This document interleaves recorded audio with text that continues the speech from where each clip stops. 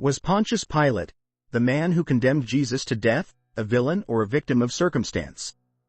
The answer might surprise you. Today, we will unravel the intricate and controversial story of Pilate and its lasting impact on faith.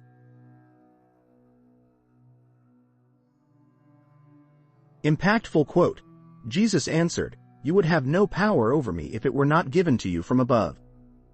John chapter 19 verse 11. In embarking upon the exploration of Pontius Pilate's role in the Passion narrative, we turn our attention to the key biblical texts that illuminate this critical juncture in history. Let us begin with the Gospel of John, a source that paints a vivid and poignant picture of the events leading to the crucifixion of Jesus.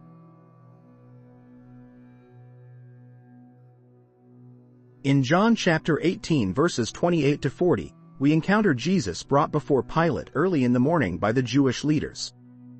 They refuse to enter the Roman governor's palace to avoid ritual defilement before the Passover feast. Pilate, accommodating their customs, steps outside to hear their accusations. The scene brims with tension, a palpable clash of worldly power and divine truth. "What charges are you bringing against this man?" Pilate queries. Their response is evasive. "If he were not a criminal, we would not have handed him over to you."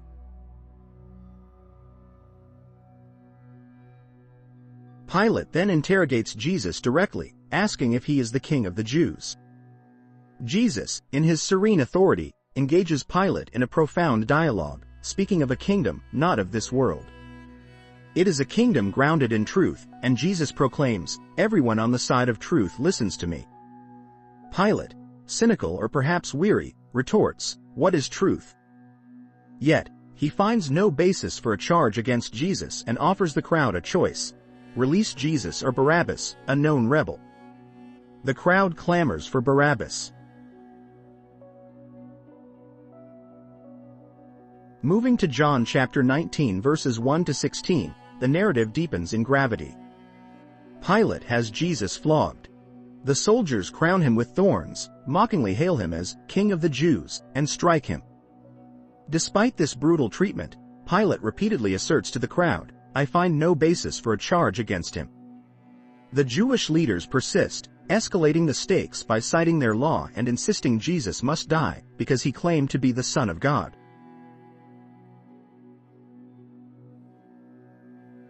Pilate's fear intensifies, and he brings Jesus inside for further questioning. "Where do you come from?" he asks, but Jesus remains silent.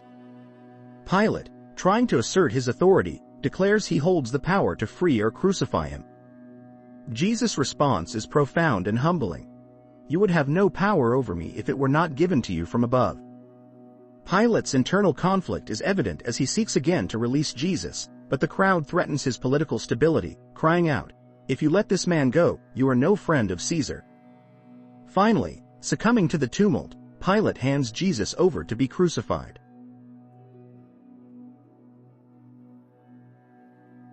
The Synoptic Gospels provide additional layers to this complex portrayal of Pilate. In Matthew chapter 27 verses 11 to 26, Pilate's ambivalence is stark as he heeds the warning from his wife, troubled by a dream about Jesus, and symbolically washes his hands before the crowd, declaring himself innocent of Jesus' blood.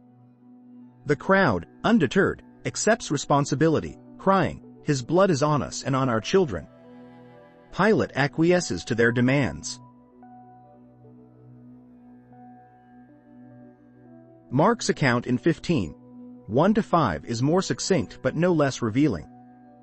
Jesus' silence before Pilate is pronounced, accentuating his plight and Pilate's perplexity. Pilate questions, "Are you the king of the Jews?" Jesus' enigmatic affirmation, "You have said so," leaves Pilate marveling yet hesitant to decide.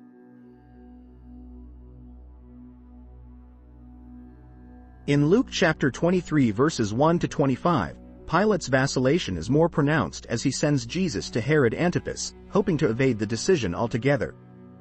Herod, finding no fault, mocks Jesus and sends him back. Pilate, now more resolute yet still hoping for an alternative, repeats his verdict of innocence and proposes to flog and release Jesus. The leaders, however, demand crucifixion with growing vehemence. Pilate capitulates, swayed by their incessant cries. These passages collectively underscore the moral and political quagmire in which Pilate found himself. Each gospel leaves us pondering his reluctance and ultimate surrender to the volatile forces around him. In this, Pilate emerges as a figure caught in the throes of history, a reluctant actor in a divine drama that transcends human justice and power.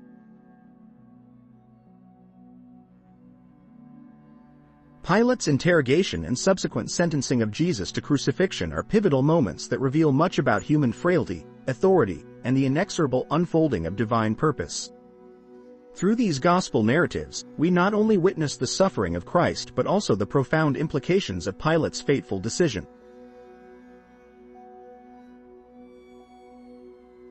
Now, dear friends, let us embark upon a journey across the pages of the four Gospels to understand the portrayal of Pontius Pilate. The figure of Pilate emerges from the texts with a complexity that demands our attention and contemplation.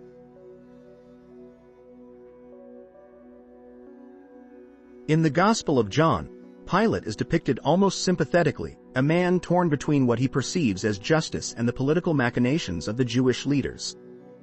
John provides a detailed account of the dialogue between Pilate and Jesus, highlighting Pilate's bewilderment and hesitant attitude. He asks Jesus, "What is truth?" revealing his philosophical confusion and inner turmoil.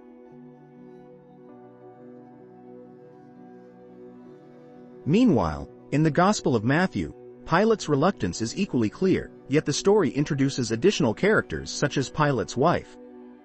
She sends him a message, pleading, "Have nothing to do with that innocent man, for I have suffered a great deal today in a dream because of him." This unique element underscores Pilate's indecision and his attempt to absolve himself from the responsibility of Jesus' fate, symbolized in the ritual washing of his hands.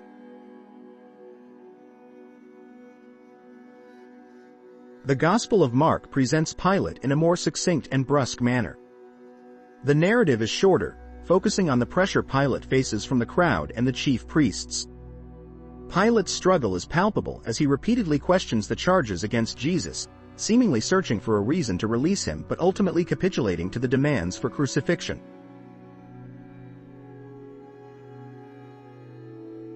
Luke's Gospel adds further nuance, depicting Pilate as a man trying multiple times to release Jesus.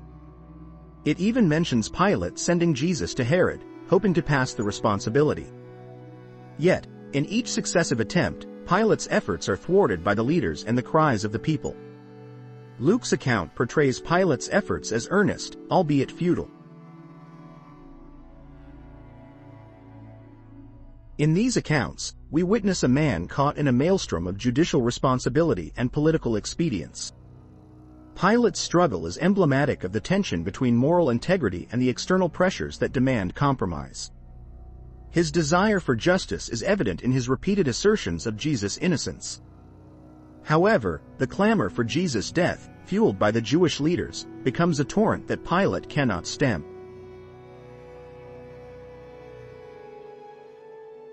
The complexity and depth of Pilate's portrayal across the Gospels invite us to reflect on the nature of his predicament. Did he seek to release an innocent man yet succumb to the fear of insurrection?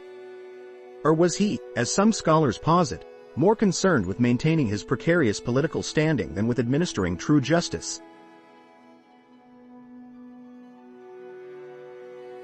Pilate's tale serves as a somber reminder of the frailties of human judgment, especially when beset by external pressures. It reminds us that the path to justice is often fraught with peril and that the courage to uphold truth must sometimes stand against the tide of popular opinion and the machinations of worldly power.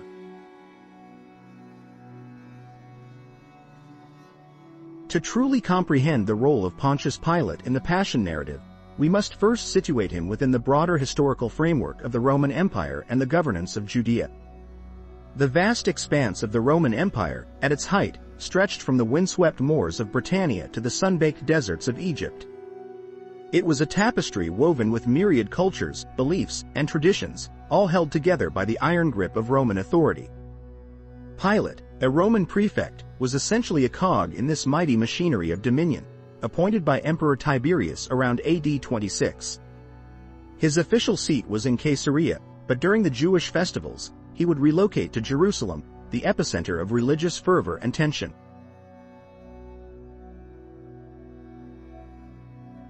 Judea, in the period of Pilate's governance, was a land simmering with discontent and expectation. The Jews, staunchly monotheistic and fervently nationalistic, found themselves under the yoke of pagan Rome, a rule they regarded as both an affront to their divine covenant and an existential threat to their identity. Pilate's tenure thus coincided with a precarious balancing act, the necessity of enforcing Roman law while placating the deeply held religious convictions of the Jewish populace.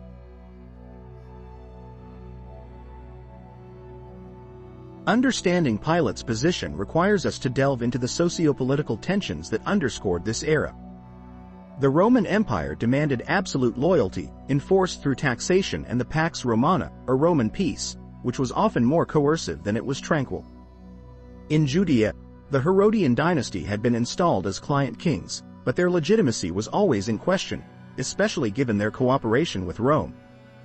The Sanhedrin, the Jewish ruling council, wielded significant influence, but their authority was perpetually circumscribed by the presence of Roman legions.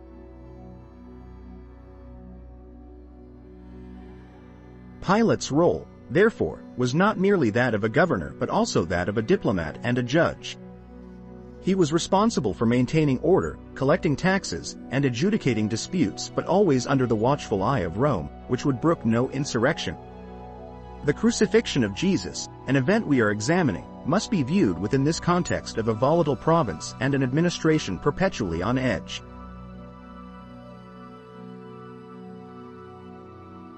The socio-political tensions were manifold. There was the Zealot movement, which openly advocated for the violent expulsion of the Romans, a sentiment that would eventually lead to the cataclysmic Jewish revolt in AD 66 to 70. In contrast, the Sadducees, often seen as collaborators, sought to maintain the status quo, fearing that rebellion would jeopardize their privileged status. The Pharisees navigated a middle path, critical of both sides but wary of Roman interference in religious matters.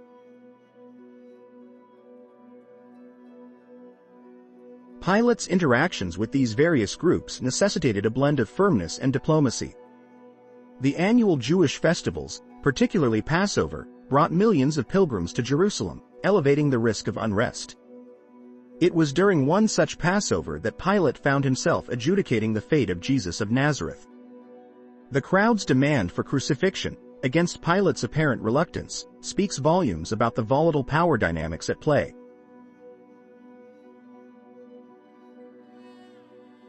Furthermore, Pilate's historical context includes his administrative style, which was often heavy-handed. Philo and Josephus, two contemporary historians, depict him as a man prone to violence and corruption, citing incidents where brutal force was used to quell dissent. His decision to bring Roman standards bearing the image of the emperor into Jerusalem provoked outrage, showcasing his insensitivity to Jewish laws prohibiting graven images.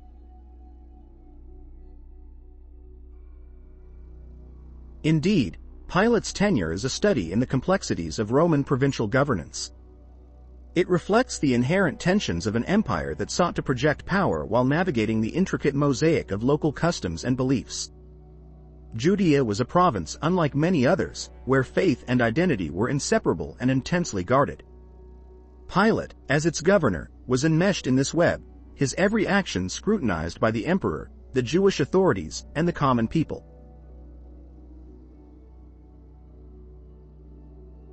This historical framework thus provides crucial insights into understanding why Pilate, a man of power, appeared so seemingly powerless in condemning Jesus. His decision was not made in isolation but was the culmination of the pressures and tensions that defined his governorship. The delicate balance he needed to maintain between Roman authority and Jewish autonomy is a testament to the complexity of his position. The figure of Pilate, therefore, emerges not just as a participant in a biblical tale but as a historical figure whose actions were deeply influenced by the socio-political currents of his time.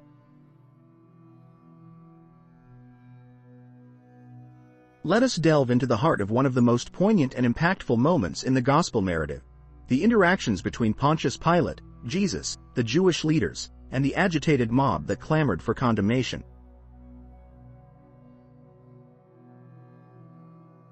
Picture the scene: a man, standing at the crossroads of history, not merely a governor, but a pivot upon which the fate of all mankind may seem to balance. Pilate stands before Jesus, a figure draped in a calm dignity that contrasts sharply with the tumultuous waves of emotion sweeping through the throng that encircles them.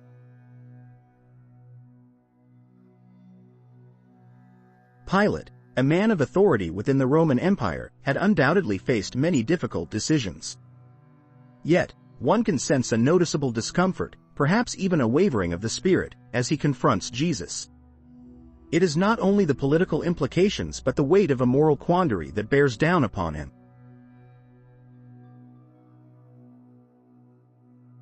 The Gospels lay bare this interaction, each providing facets of a moment so intense that it shimmers through the ages. In John chapter 18 verses 28 to 40 and John chapter 19 verses 1 to 16, we witness Pilate's attempts to ascertain the guilt of Jesus, questioning him, "Are you the king of the Jews?" Herein lies a critical juncture. Jesus responds not with rebellion or defiance, but with an enigmatic calm, stating, "My kingdom is not of this world. My kingdom is from another place." This revelation stirs Pilate, inclining him towards release. Yet, the Jewish leaders are relentless. They vocalize the fear, the anger, and the deep cultural clash, demanding the crucifixion of Jesus. It is a cacophony of passion against a backdrop of political expedience, and Pilate finds himself ensnared.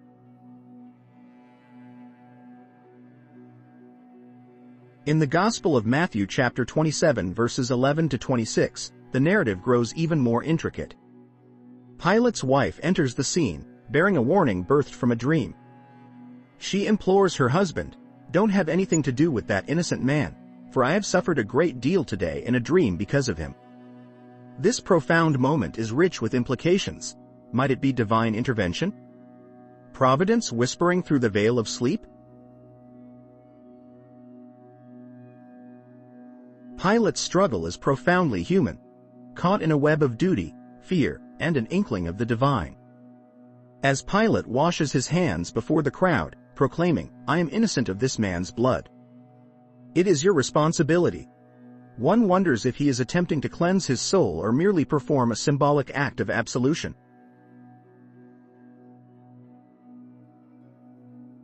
The mob's cry, "Crucify him," echoes mightily, carried on the wind of historical inevitability.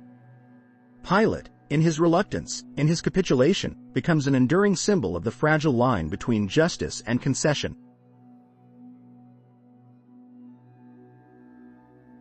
Analyzing Pilate's wife's dream, let us not disregard the importance of dreams in biblical records, often a medium through which divine messages were communicated. Could it be that through her dream, divine will was urging Pilate towards a different path? And yet, her entreaties fall into the whirlwind of political necessity and mob fury.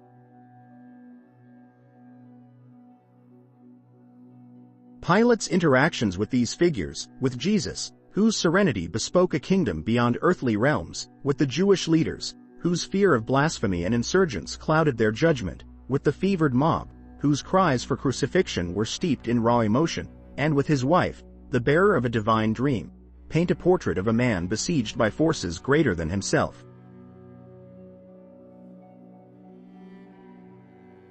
Here, we see a confluence of human weakness, divine purpose, and the complexities of free will within the tapestry of history. As readers, as believers, or simply as spectators of this profound drama, we are beckoned to consider the intricacies of moral decisions, the pressures of leadership, and the subtle yet powerful whispers of providence.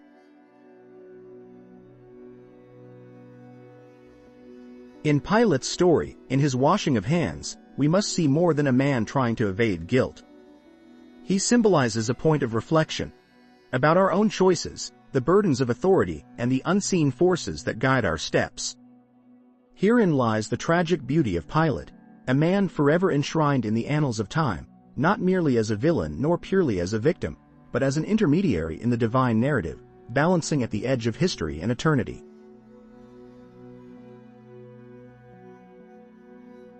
Today, dear listener, we embark upon an exploration into the realm of theological concepts as we seek to understand the profound and often perplexing ideas of divine providence and the interplay between predestination and free will, all in the context of Pontius Pilate's actions.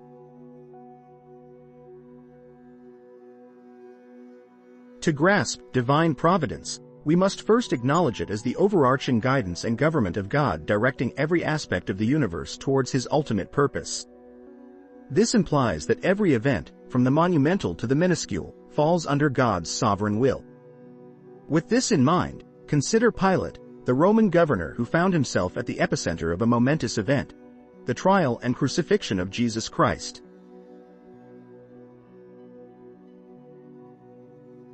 How curious it is to ponder that Pilate's decisions, ostensibly driven by political expedience and human frailty, might be threads woven into the grand tapestry of divine intention.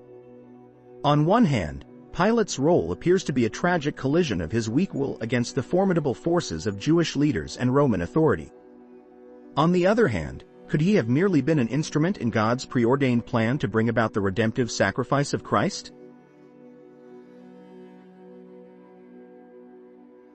This conundrum draws us into the heart of the tension between predestination and free will. Predestination suggests that God, in His omniscience, has foreordained all events, including Pilate's pivotal moment of judgment. It posits that from eternity past, God has mapped out the course of history with meticulous precision, ensuring the fulfillment of His purposes. Therefore, Pilate's actions were neither random nor unforeseen but part of a divine orchestration leading to the crucifixion.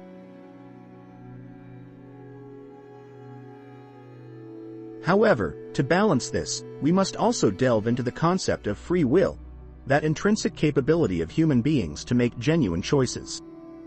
Pilate, as a sentient man, faced real and consequential choices. He listened to the accusations, questioned Jesus, and wrestled within his conscience. He vacillated, pondering the implications of condemning an innocent man known by some to be the Son of God. Herein lies the profundity of the human experience. Pilate's struggle symbolizes the universal theme of moral decision-making under duress. It is within this divine interplay we uncover the beauty and mystery of God's sovereignty. Divine providence does not negate human choice. Rather, it intricately involves it. The doctrine of concurrence illuminates this point, proposing that God's sovereign will and human free agency operate concurrently. Pilate, therefore, was fully responsible for his decision, yet unknowingly, he played a crucial role in a predestined plan that would culminate in the salvation of mankind.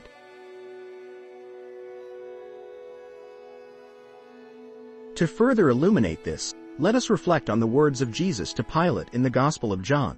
"You would have no power over me if it were not given to you from above." John chapter 19 verse 11. This statement encapsulates the duality of divine providence and human agency. Pilate's authority, whilst real and operative, was granted and governed by a higher, divine authority.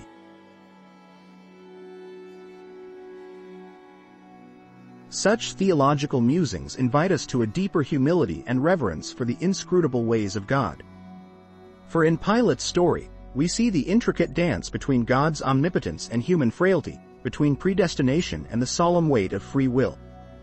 It challenges us to contemplate our own decisions and their place within the divine narrative, urging us to trust that even our faltering steps are somehow encompassed within the boundless scope of God's providential plan.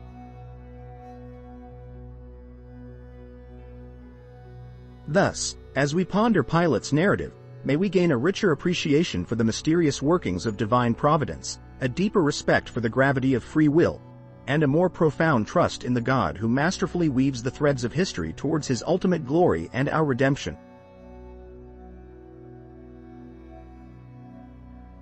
When one delves into the profound labyrinth of theological discourse, the figure of Pontius Pilate emerges not merely as a historical entity but as a vessel through which greater divine narratives are woven.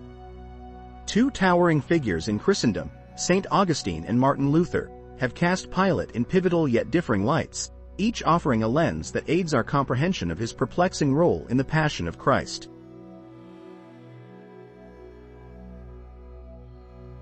St. Augustine, a masterful theologian whose thoughts have shaped the bedrock of Christian doctrine, presents Pilate as an unwitting instrument of God's grand design.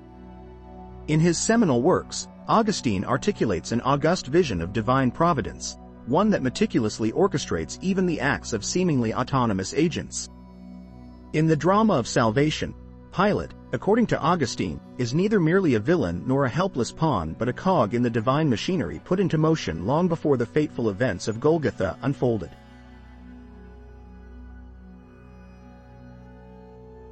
Think of Pilate as a character in a divine play, scripted by an omniscient author whose purposes transcend human understanding. Augustine's analysis is steeped in the conviction that God's sovereign will permeates all events, even those actions that appear morally ambiguous or outright malevolent. Pilate's reluctant decree, in Augustine's purview, becomes a necessary thread in the tapestry of redemption, woven to fulfill prophecies and bring about the atonement of mankind.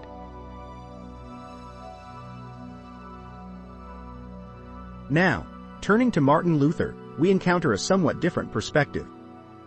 Luther, the fiery reformer whose theses reverberated through the corridors of ecclesiastical power, approached Pilate's role with an eye toward the unfolding of God's justice and mercy. For Luther, Pilate is emblematic of the profound struggle between human weakness and divine mandate. In his writings, Luther acknowledges Pilate's vacillation, his desire to extricate himself from condemning an innocent man juxtaposed against the clamor of the bloodthirsty mob.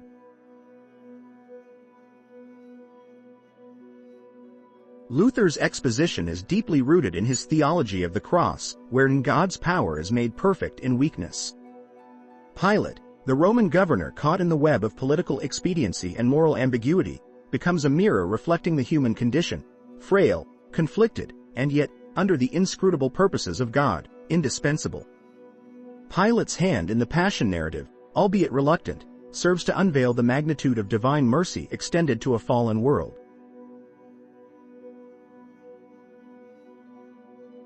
Both theologians, in their penetrating analyses, elevate Pilate from a mere historical footnote to a figure through whom the doctrines of providence and grace shine forth. Augustine and Luther, despite their distinct theological enterprises, converge on a singular point. Pilate's actions, steeped in the mire of earthly politics, are subsumed into the inexorable flow of divine redemption. Augustine's writings echo the sentiment of divine orchestration, while Luther's reflections underscore the tension and ultimate victory of God's salvific plan.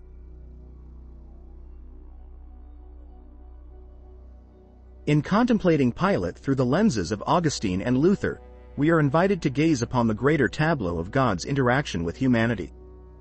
Pilate stands as a testament to the profound truth that God's purposes can be wrought through the most unlikely of actors, and even in moments of seeming moral failure, the divine narrative advances inexorably toward its redemptive climax. Thus, in the grand theater of God's providence, Pilate plays his part, faithfully or not, and through his role, the illuminating light of Christ's passion shines ever more brilliantly.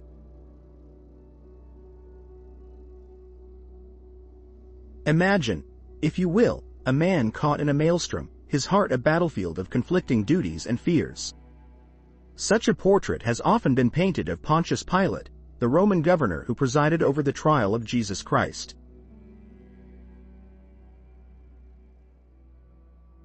In traditional Christian teaching, Pilate is not depicted as a malicious figure, but rather as a reluctant executioner, ensnared by the demands of the Jewish leaders and the burgeoning unrest of the crowd. This image of a man torn between justice and political necessity has persisted through the ages, inviting sympathy and contemplation.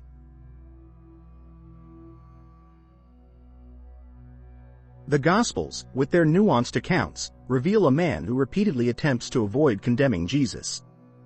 In the Gospel of John, Pilate is seen engaging in a poignant dialogue with Jesus, pondering the enigmatic nature of truth. "What is truth?" he famously asks, his words resonating through the annals of history as both a philosophical inquiry and a reflection of his inner turmoil.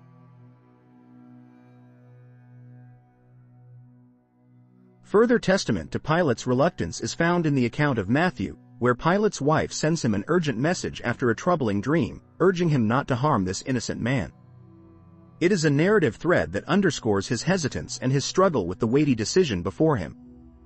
Pilate listens to the crowd, washed in uncertainty, and even endeavors to persuade them to choose Barabbas, the insurrectionist, for release instead of Jesus. This act of attempting repeatedly to release Jesus portrays Pilate not as a sadistic ruler, but as a man seeking a way out of an undesirable verdict.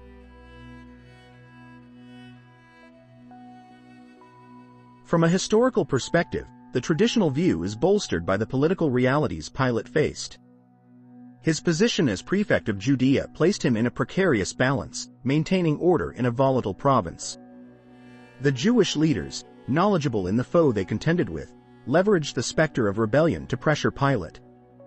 The crowd's cry, "If you let this man go, you are no friend of Caesar," plays upon his fears, insinuating that letting Jesus go could be construed as an endorsement of a king other than Caesar. Rome was intolerant of any hint of disloyalty, and Pilate's standing with the emperor was at risk.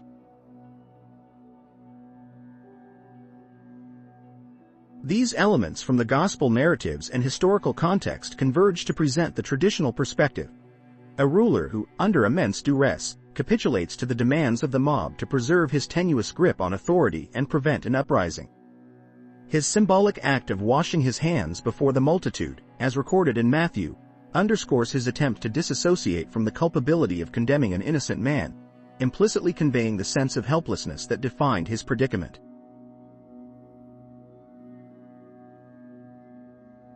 This traditional view, while painting a picture of a beleaguered and reluctant judge, does not absolve Pilate but rather invites us to understand the complex human emotions and political exigencies that colored his decision. It is a view that encourages a more compassionate and nuanced reading of his actions, placing us in the shoes of a man struggling against the inexorable tide of forces beyond his control.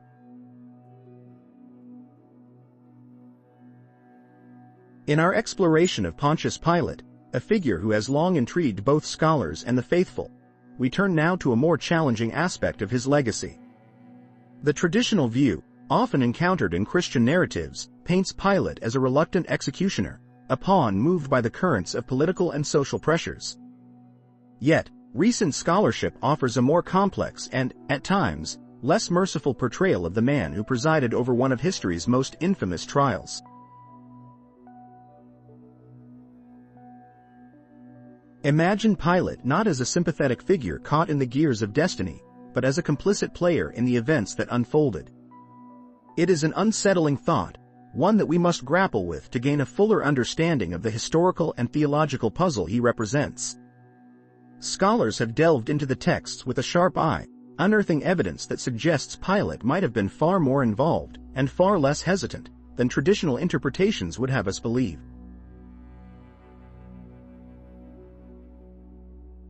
Firstly, let us consider Pilate's interactions with the Jewish leaders and the gathered mob. Recent historical and textual criticism point out the possibility that Pilate's actions were not merely those of a man besieged by circumstances beyond his control. The Gospel accounts, while crucial, are not the sole arbiters of historical truth. They are, after all, documents of faith as much as records of history.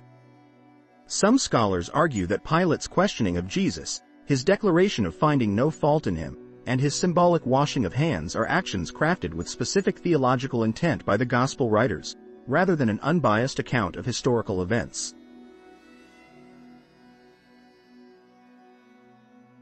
Moreover, documents outside the canonical scriptures, such as those preserved by Roman historians like Tacitus and Jewish historians like Josephus, paint a picture of Pilate as a stern and often ruthless administrator.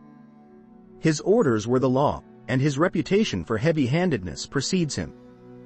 Far from being a meek intermediary, Pilate's tenure as the governor of Judea was marked by several incidents of violent crackdowns on Jewish insurrections. According to some accounts, his response to rebellious activity was swift and brutal, indicating a ruler not averse to exercising his authority decisively and often harshly.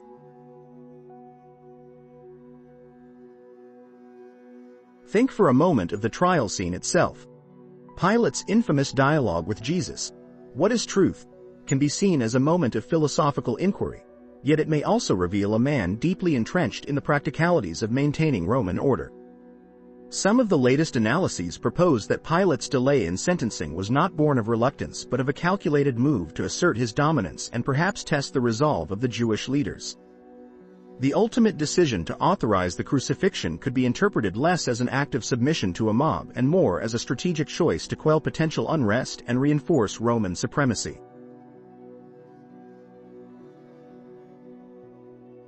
Additionally, the claims that Pilate found no guilt in Jesus might be scrutinized through the lens of Roman political theater.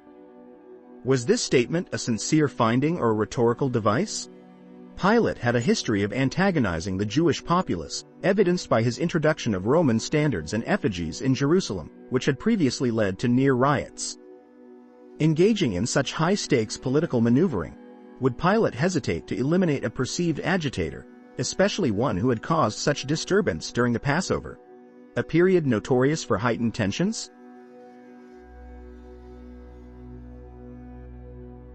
Peering deeper into this controversial figure, modern academic debate also reflects on the symbolism employed by the Gospel writers. Pilate's hands-off approach, represented by his infamous act of washing his hands, might have been more theatrical than real, serving to absolve him in the eyes of his audience while retaining firm control over the proceedings.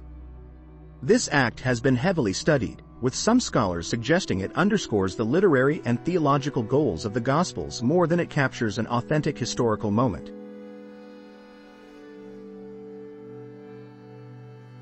The portrayal of Pilate as stoically indifferent evolves into one where he seems rather comfortable wielding power.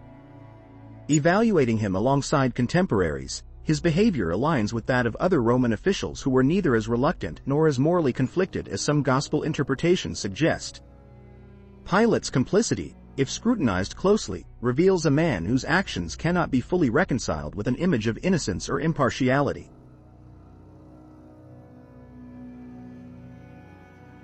This re-examination does not seek to vilify Pilate entirely but to offer a necessary balance in understanding his role.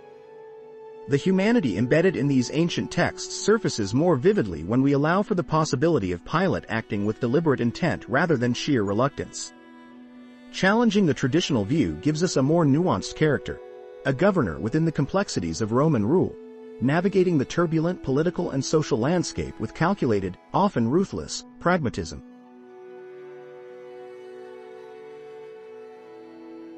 In this light, Pontius Pilate emerges not merely as a component of the Passion narratives but as a figure who embodies the ethical and political dilemmas of his time. His legacy remains a profound reminder that history's actors are often more multifaceted than they appear, prompting us to continually seek deeper truths within the tapestry of our shared past. By exploring these scholarly debates and critical perspectives, our perception of Pilate broadens, inviting us to wrestle with the moral complexities that define both past and present.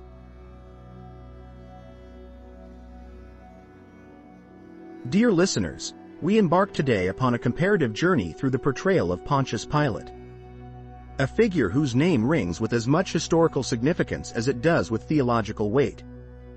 Let us, with an open mind and a discerning spirit, venture into the varied and often contrasting renditions of Pilate's character and his fateful role in the Passion narrative.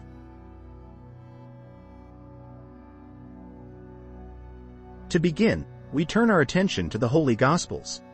In Matthew, Mark, Luke, and John, Pilate is depicted as a man in a profound struggle, caught between his understanding of justice and the intense political pressure placed upon him by the Jewish leaders. His dialogues with Jesus are emblematic of moral perplexity, as he oscillates between skepticism and a dawning realization of the profundity of the man before him. John's Gospel, particularly, captures Pilate's query, "What is truth?" a moment heavy with philosophical and existential inquiry.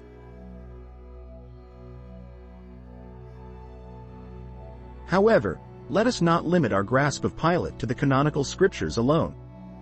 The apocryphal texts offer a more embellished, and at times, sympathetic portrait. One such text, the Gospel of Nicodemus, presents Pilate in a far more remorseful light. Here, Pilate's efforts to save Jesus are more pronounced, demonstrating greater conflict with the Jewish authorities. His wife, known as Procula or Claudia Procula in these texts, further adds to the narrative, her dream being a divine revelation warning of the tragedy to come.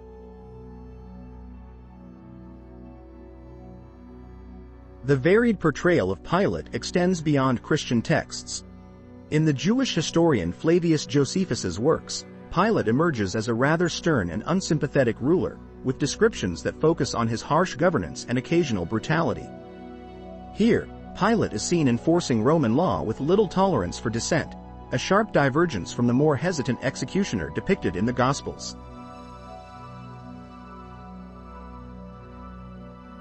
Let us reflect on a broader canvas. Comparing Pilate's portrayal with other ancient sources, one can find parallels in Greco-Roman literature. Figures like Brutus from the Roman historical narrative share a semblance of Pilate's moral dilemmas. Both held power and faced critical junctures where their decisions would echo through eternity. Brutus, in the betrayal of Julius Caesar, faced civilizational consequences not dissimilar to Pilate's execution of Jesus, the unfolding of events that would shape the ethos of a burgeoning faith.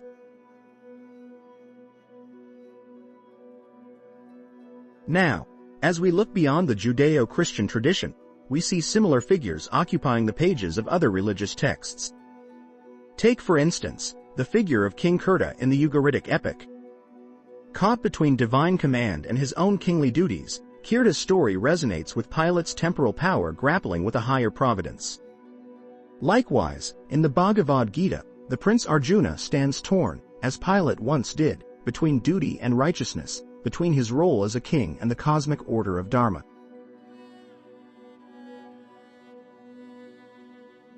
It is also enlightening to delve into the Quranic tradition. Here, Pilate does not make a direct appearance, but the figure of Pharaoh, in the narrative of Moses, reflects an archetype of a worldly ruler confronted with divine will. The moral struggle and ultimate downfall of Pharaoh provide an allegorical mirror to Pilate's journey.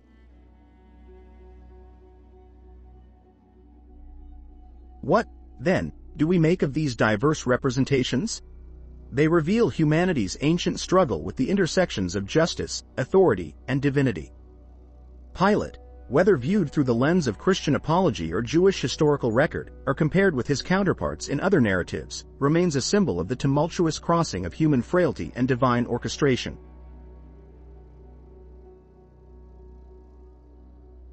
Dear listeners, as we ponder these representations, let us embrace the rich tapestry of tradition and narrative that binds our understanding of Pilate. For in the creases of these stories, we see reflections of our own moral struggles and the perennial quest for truth. May these reflections guide us in our journey, illuminating the path with wisdom drawn from the deep wellsprings of history and faith.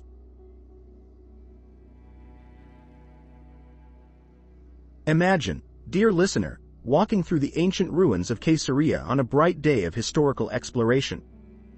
It is amidst these remnants of the past that an important piece of evidence was uncovered, the Pilate stone. This inscription, carved into the sturdy limestone, unassumingly marks a monumental intersection between historical record and biblical narrative.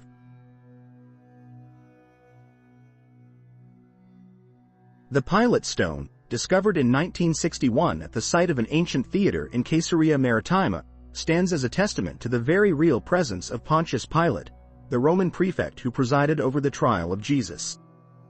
The text etched into the stone reads, "Pontius Pilate, prefect of Judea, has dedicated," confirming not only Pilate's historical existence but also his administrative role in this tumultuous region.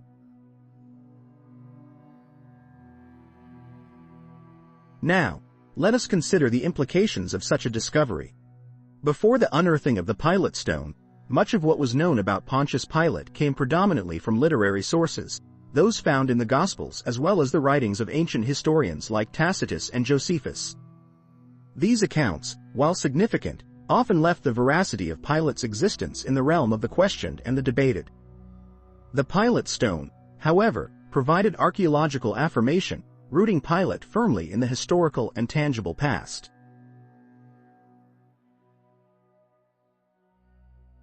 In the broader landscape of archaeology, the discovery of the Pilate stone invites us to explore further artifacts that illuminate Roman governance in Judea. Consider, for instance, the coins minted during Pilate's tenure. These coins, bearing symbols and inscriptions that reflect both Roman imperial power and local cultural motifs, serve as enduring witnesses to the socio-political complexities that Pilate navigated as prefect. Moreover, archaeological digs around places such as Jerusalem and Caesarea have unearthed remnants of infrastructure, aqueducts, fortresses, and administrative buildings that speak volumes about the Roman administration's meticulous structure and far-reaching influence. These edifices illustrate the heavy hand of Roman authority and its attempts to both quell and co-opt the localized traditions and descent of Judea's inhabitants.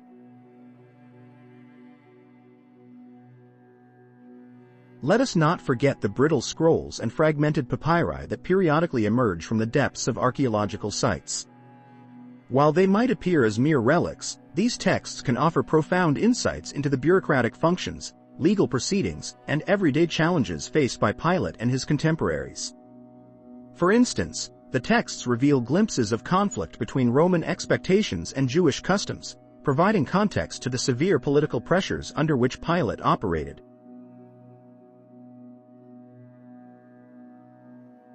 But let us return, in our minds, to the Pilate stone and its serene resting place along the windswept ruins of Caesarea. This single artifact, though humble in appearance, connects the dots across centuries, bridging the gap between scripture and historical archaeology. Through its engraved letters, we can almost hear the distant echoes of a past that was once thought to be forever shrouded in the mist of legend and faith.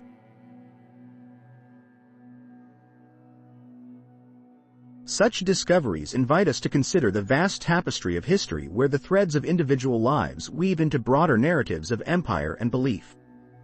As we piece together these fragments of Pilate's world, be it through inscriptions, coins, ruins, or texts, we deepen our understanding of the intricate dance between divine providence and worldly affairs, a dance so vividly portrayed in the Gospels and now underscored by the chisel's mark on a stone.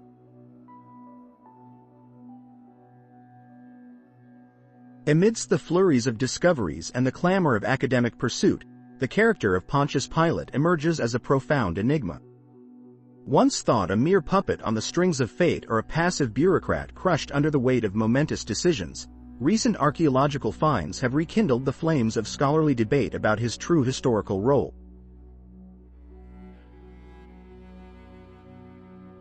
The Pilate stone, unearthed in the ancient city of Caesarea Maritima, has particularly fueled modern discourse.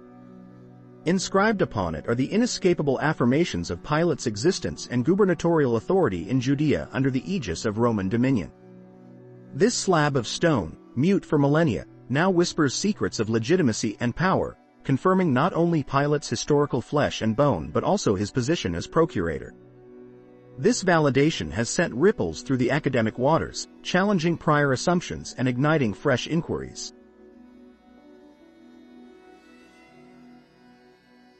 A chorus of scholarly voices has since risen, harmonizing in a symphony of intellectual exploration, yet occasionally clashing in discord. Some academics, bolstered by the weight of the Pilate stone and supplementary archaeological evidence, advocate for a re-evaluation of Pilate's persona, suggesting that he was far from the indecisive and reluctant figure painted by traditional interpretations. They assert that Pilate was, in fact, a competent and assertive leader, well-versed in the intricacies of Roman and Jewish relations, maneuvering with a calculated governance approach.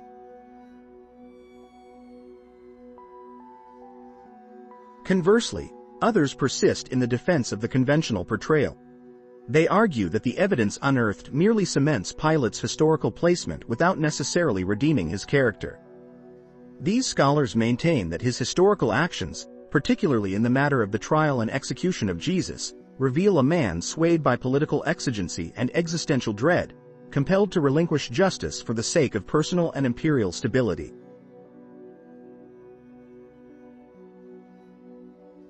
Thus, the debate unfolds, a tapestry woven with threads of ancient stone, testimonial fragments, and scholarly interpretation. In the discussion of Pilate's culpability, perspectives vary markedly. One faction underscores Pilate as an agent of practicality, one who weighed the scales of justice against the fiery demands of rebellion and disorder, ultimately casting aside his own moral compass in favor of pragmatic rule. They propose that Pilate, though evidently reluctant, chose the path of least resistance, sacrificing one man to placate many.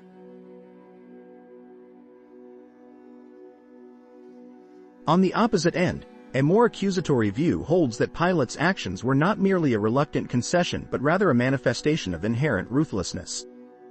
These scholars draw upon accounts of Pilate's earlier misdeeds and administrative harshness, suggesting a pre-existing predisposition to brutal governance.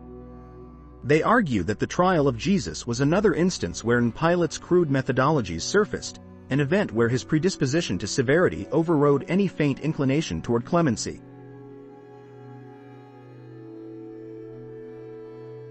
Between these polarized interpretations rests a contingent of moderates, offering a synthesis of viewpoints.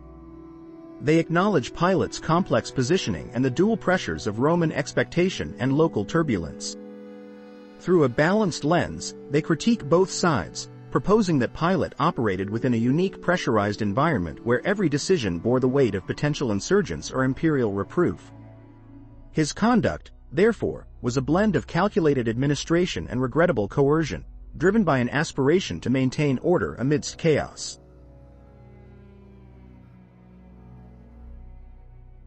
This intricate mosaic of perspectives continues to evolve as further archaeological inquiries and textual analyses emerge, each discovery adding nuance to our understanding. As academicians and theologians alike delve deeper into the annals of history and the granules of evidence, the figure of Pontius Pilate becomes increasingly multidimensional, reflecting the perennial struggle of humanity grappling with power, duty, and ethical challenge.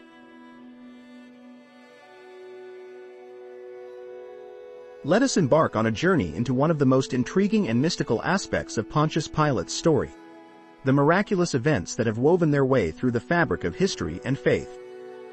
Among these, the dream of Pilate's wife stands as a beacon of supernatural intervention, a stirring call from the divine in the midst of human deliberation.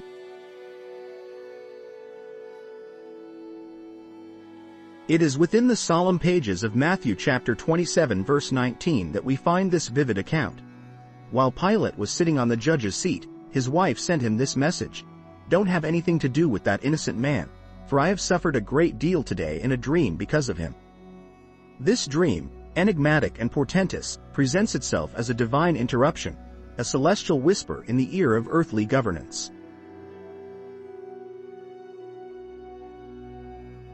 From a theological perspective, Pilate's wife's dream is often viewed as a manifestation of divine providence, a tangible touch of the Almighty's hand guiding the course of human events. It serves as a reminder that even in the cloudiest of moments, there shines a light from above, piercing through the shadows of doubt and fear. This dream signifies that God's plans are intricately interwoven with the actions of individuals, regardless of their awareness or acknowledgement of such an orchestration.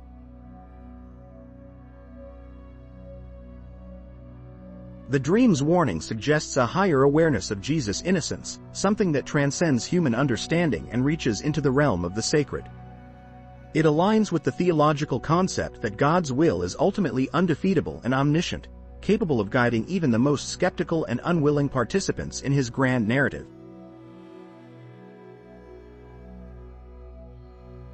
However, let us not omit the psychological interpretations that offer a complementary lens through which to view this phenomenon.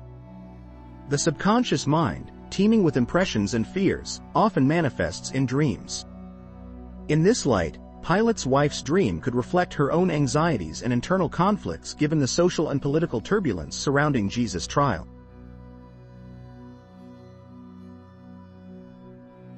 It is plausible that having heard of Jesus' teachings and miracles, Pilate's wife experienced a heightened sense of moral urgency and apprehension. Her dream, then, could be seen as a psychological projection of her inner turmoil, a subconscious acknowledgement of the gravity and consequence of her husband's impending decision.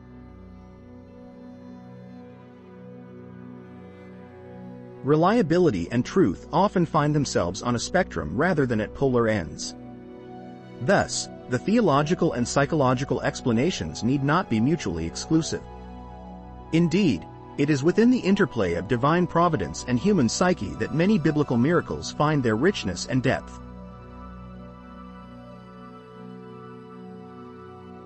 Miraculous interventions, such as the dream of Pilate's wife, compel us to reckon with the intersection of the seen and the unseen, the tangible and the intangible. They are profound in their ability to draw our thoughts heavenward, whilst keeping our feet firmly planted on the earth. They remind us that the divine often chooses to reveal itself in the ordinary, embellishing the everyday with the extraordinary.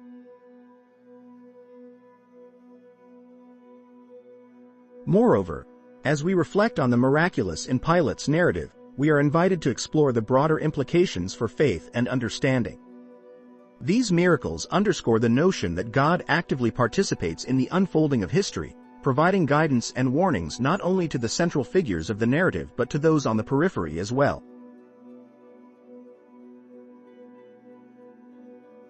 In our contemporary setting, such stories invite us to remain open to the possibility of divine intervention in our own lives. They encourage a posture of listening, a readiness to hear and respond to the whispers of the divine that might come through dreams, intuition, or unforeseen circumstances.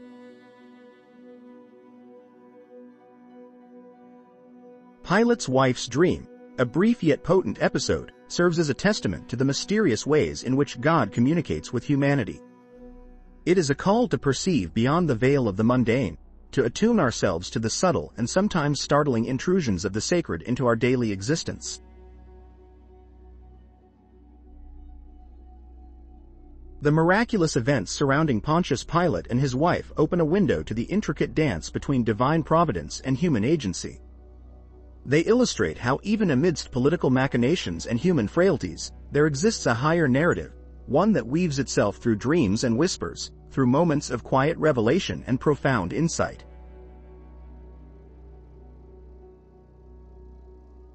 Thus, we conclude this exploration with a heart inclined towards wonder and a mind open to the mysteries of faith. For in the story of Pilate's wife's dream, as in all miraculous narratives, there lies a profound invitation to see the hand of the divine at work in the unfolding drama of human history, and to recognize the sacred threads that connect us all to the eternal.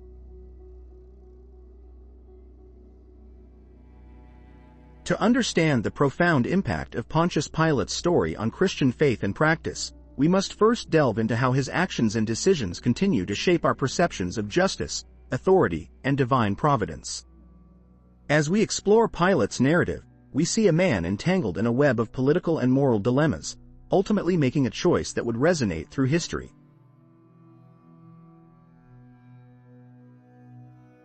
Pilate's role in the Passion narrative exemplifies the tension between earthly authority and divine will. Here was a man vested with the power to adjudicate life and death, yet facing a decision predestined in the larger tapestry of God's plan. His choice to sentence Jesus to crucifixion, despite recognizing his innocence, underscores the limitations and frailties inherent in human judgment. This account challenges believers to reflect on the nature of true justice. Is it defined by laws and courts, or by a higher, moral truth that transcends human institutions?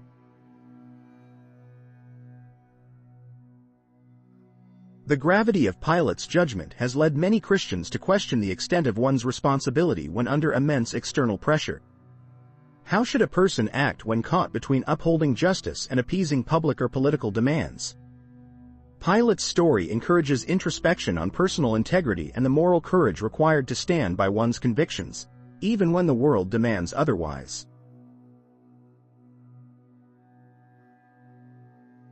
Contemporary believers often draw parallels between Pilate's moral struggle and their own experiences in facing ethical dilemmas. The story provides a powerful lens through which we can examine the complex interplay between divine sovereignty and human free will. As followers of Christ, we are reminded that even when confronted with situations that appear insurmountable, there is a divine purpose at work which calls us to act with righteousness and faith.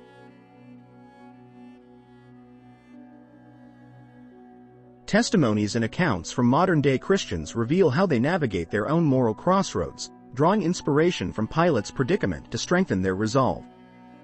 Consider the story of a corporate whistleblower who, drawing from Pilate's narrative, chooses to expose unethical practices despite risking their career and livelihood. Such acts of courage underscore the timeless relevance of Pilate's story in guiding Christians towards the path of moral rectitude.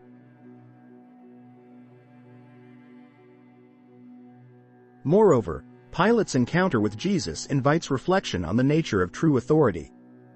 While Pilate wielded considerable temporal power, his inability to act justly in the face of divine truth reveals the inherent limitations of human authority.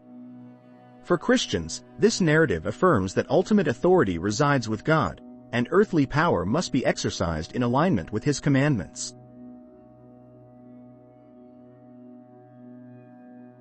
Pilate's story also serves as a poignant reminder of the importance of seeking divine guidance when faced with difficult decisions. In the Gospels, Pilate's wife's dream about Jesus is seen as a divine intervention attempting to steer Pilate towards the path of righteousness. This aspect of the narrative prompts believers to remain open to divine signs and counsel in their own lives, particularly when making choices with far-reaching consequences.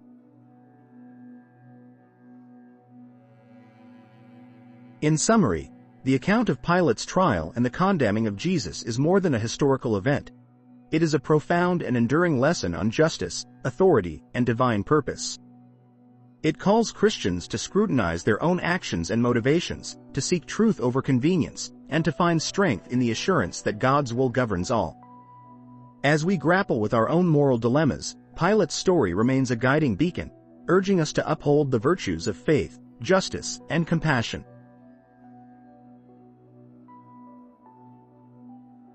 Through the ages, Pilate's narrative continues to resonate, challenging and inspiring believers to align their actions with the higher callings of divine justice and moral integrity. It is a timeless exploration of the human condition, providing invaluable insights into the complexities of faith and the perennial battle between conscience and conformity. May we all find the courage to follow the path of righteousness, as illuminated by the profound impact of Pontius Pilate's story.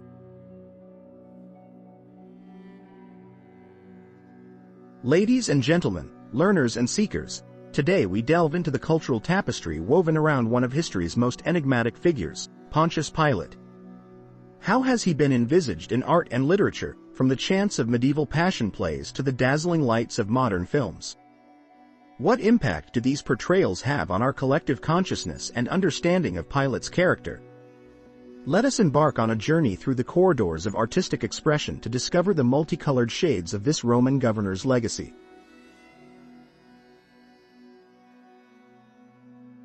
In the medieval period, passion plays were a popular form of public theater.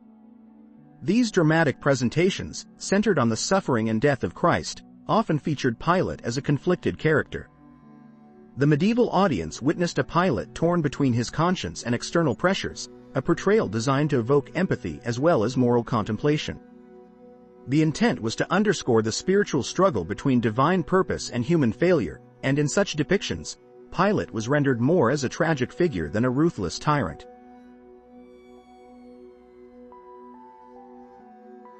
As we move forward in time to the Renaissance, the rich canvases of great painters like Hieronymus Bosch and Tintoretto bring Pilate to life. Bosch's triptychs often placed Pilate in intricate, tumultuous scenes, drowning him in the chaotic complexity of his own decisions. Tintoretto, on the other hand, illuminated Pilate in moments of starkness and solitude, highlighting the isolation intrinsic to his fateful act. These artistic renditions sought to capture Pilate's inner turmoil, reflecting the period's fascination with human psychology and divine interplay.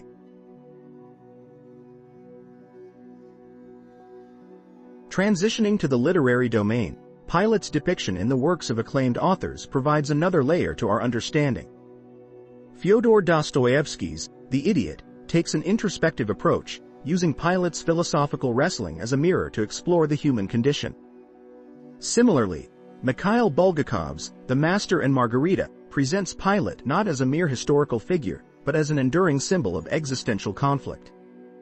Here, Pilate's legendary washing of hands transforms into a profound allegory for evasion of responsibility and the contradictions of authority.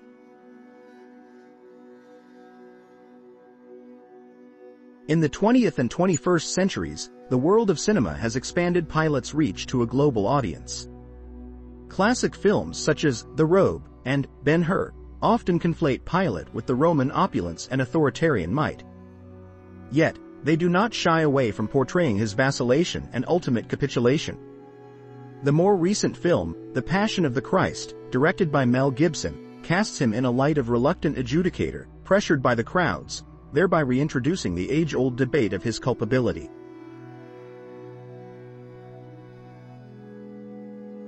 Television series and modern dramatizations continue to shape Pilate's legacy.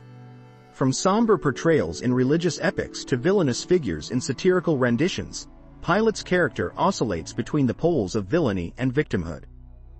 These portrayals serve not only to entertain but to provoke thought and dialogue about justice, power, and morality.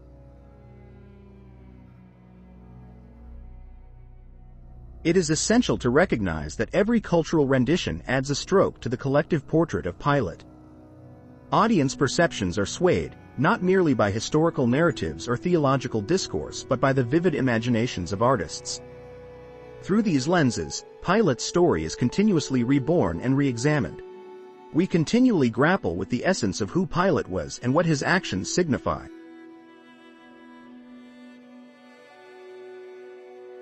Listeners, as we reflect on these cultural representations, let us consider, how do they affect our perception of Pilate's character?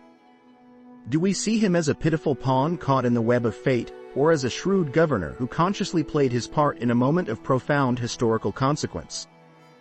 Through the interpretive arts, Pilate becomes more than a figure of antiquity. He becomes a timeless symbol of the moral quandaries that govern human actions.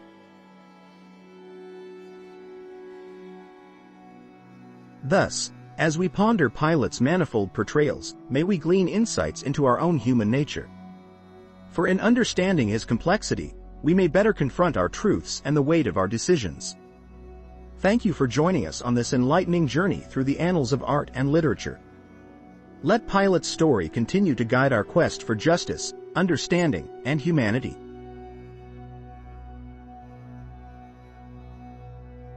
Allow me to recapitulate the salient points of our discussion.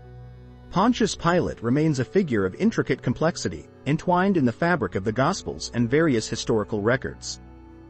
The man who stood at the threshold between justice and political machination, Pilate's portrayal is multifaceted, painting him alternately as a reluctant executioner and a complicit enforcer of Roman authority.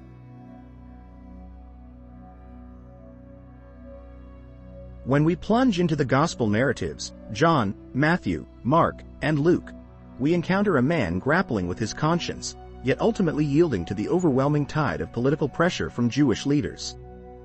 Pilate's interrogation of Jesus reveals his initial desire to release the innocent, yet his hesitation culminates in an act that defines the narrative of the Passion.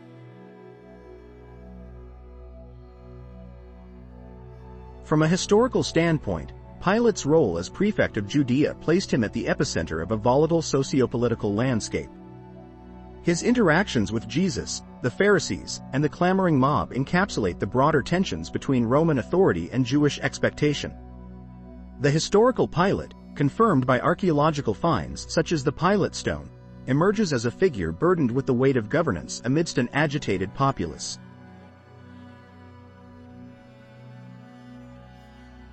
Theologically, Pilate's dilemma presents profound implications for our understanding of divine justice. Was Pilate merely a pawn in a divinely orchestrated plan, or did he exercise a tragic form of free will that led to the inevitable culmination of the Passion? The views of influential theologians such as St. Augustine and Martin Luther shed light on these pressing questions, offering perspectives on Pilate as an unwitting instrument of God's providence.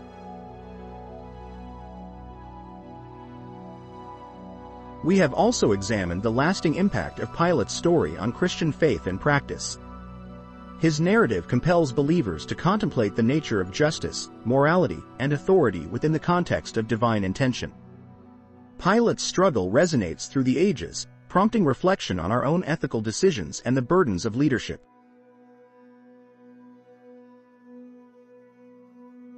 As we conclude this journey through the annals of history and theology, I extend my gratitude to you for joining this exploration of Pontius Pilate's enigmatic legacy.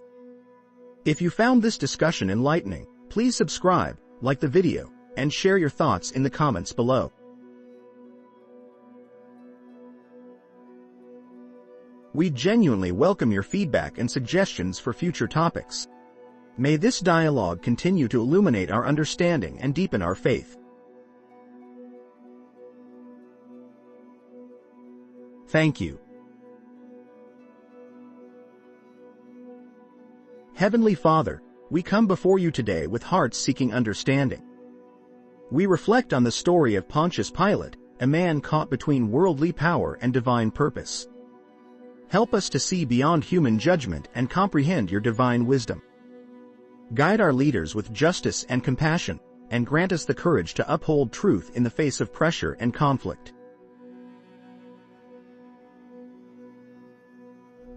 Lord, we acknowledge our own moral struggles and pray for the strength to act in righteousness, no matter the cost.